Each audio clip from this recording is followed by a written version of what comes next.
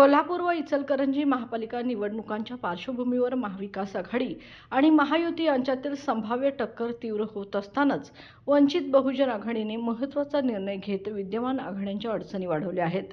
या दोन्ही महापालिका निवडणुकांमध्ये वंचित बहुजन आघाडी स्वबळावर निवडणूक लढवणार असल्याची माहिती नगर जिल्हाध्यक्ष अरुण सोनवणे यांनी दिली आहे।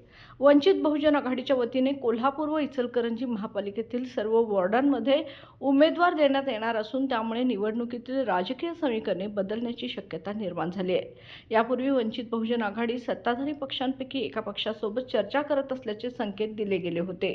मात्र अद्याप कोणताही अंतिम निर्णय झालेला नसून आगामी काळात वंचित बहुजन आघाडीला भाजप, राष्ट्रवादी काँग्रेस, शिवसेना किंवा काँग्रेस सारख्या समविचारी पक्षांच्या आघाडीत स्थान मिळणार का याकडे आता राजकीय वर्तुळांचे लक्ष लागले आहे। बाळ, फ्रीजमधून श्रीखंड काढ ना। आम्ही पूर्वी घरीच बनवायचो श्रीखंड, त्याची चवच वेगळी होती। आता काय सगळं रेडीमेड। आजी, हे श्रीखंड खाऊन बघ। आज तुझ्या आईनं घरीच बनवलं की काय? हे आहे गोकुळचं श्रीखंड। अगदी जिभेवर रेंगाळणार। जिभेवरच नाही तर मनावरही रेंगाळणार। गोकुळ श्रीखंड, मनावर रेंगाळणार।